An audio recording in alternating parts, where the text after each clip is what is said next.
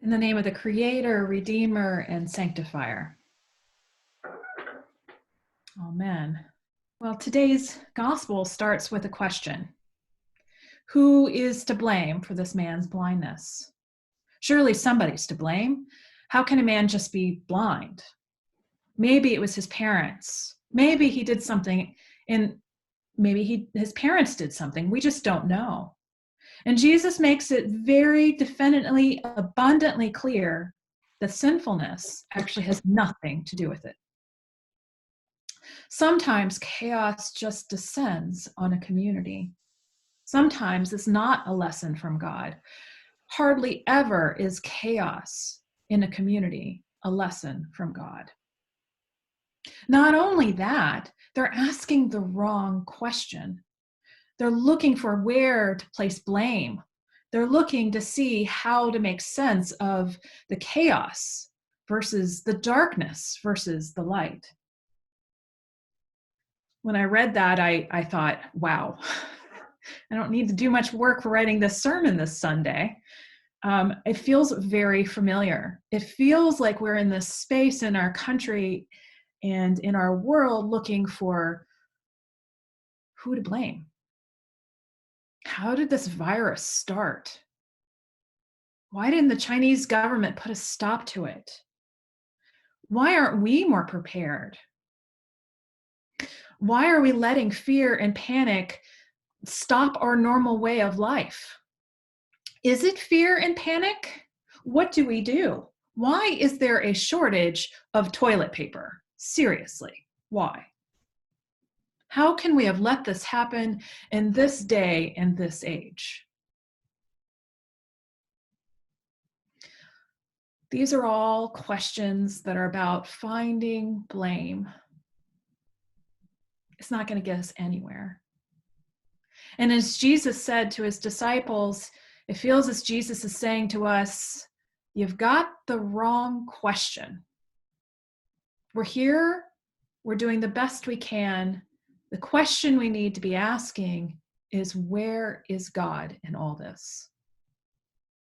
Jesus talks about now is the time of light, that Christians and followers of Jesus are people of light.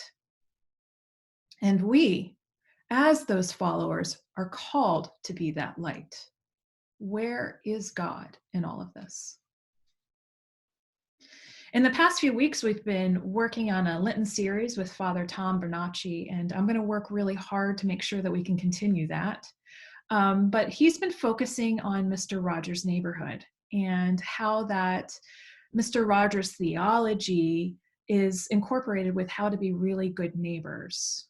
And I ran across a clip of Fred Rogers in an interview talking about in stressful times what his mother and what he had hoped to tell children would say. And so I'd like to, because I can, because we have the technology, I'd like to share this clip.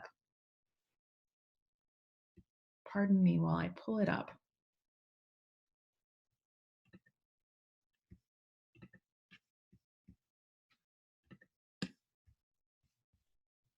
Now, Fred Rogers is a little low and hard to hear because he's soft-spoken, so I will do my best with the audio. You know, my mother used to say a long time ago, whenever there would be any really catastrophe that was in the movies or on the air, she would say, always look for the helpers. There will always be helpers, you know, even just on the sidelines. That's why I think that if news programs could make a conscious effort of showing rescue teams, of showing medical people, anybody who is coming into a place where there's a tragedy, to be sure that they include that. Because if you look for the helpers, you'll know that there's hope.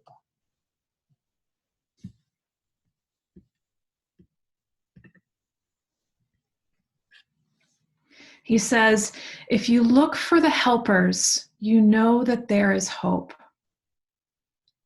Now we know that there is hope because God loves us as a people of God, and that we are called to be that hope in our own community. We are called to be those people of light, those helpers, centering our lives on faithful living and finding ways, even in our own homes, to be the light, to be the helpers.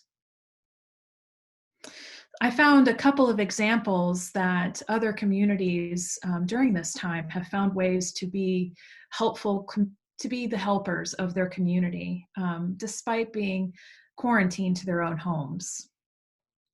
In Cambridge, Massachusetts, there was a major shortage. Of course, that's all over the world, but there's a major shortage of masks for healthcare workers.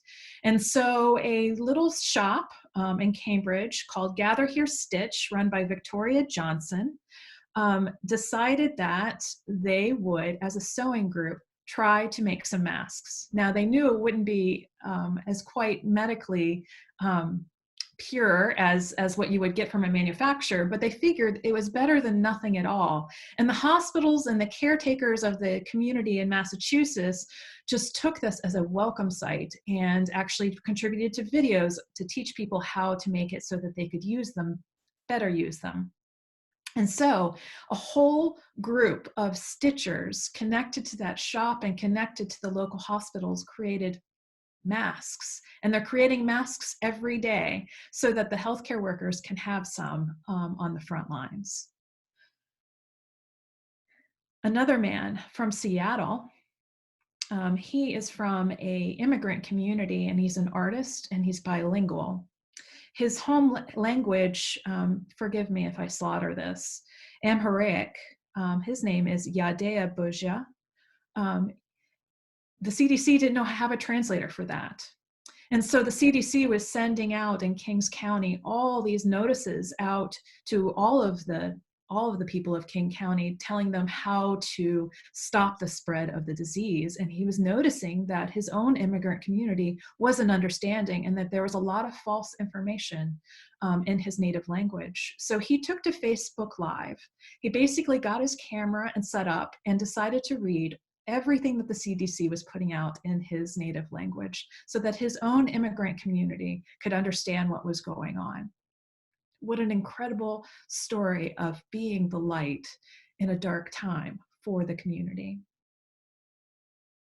And the third example is something that I know that you are already doing. I'm hearing from people all the time about how you've reached out to so-and-so to check on how they're doing and that they're doing fine. And so I want you to close your eyes for just a second.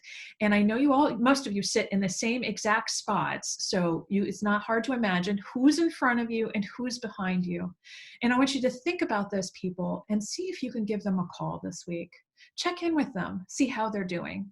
See how they're faring, seeing if they're able to check in with us. Let's find a way to stay connected, even though we are separate in our own homes. That we may be separate, but not isolated. Jesus says, as a people of the light, as a person of the light, our time is now to share God's hope and love in the world.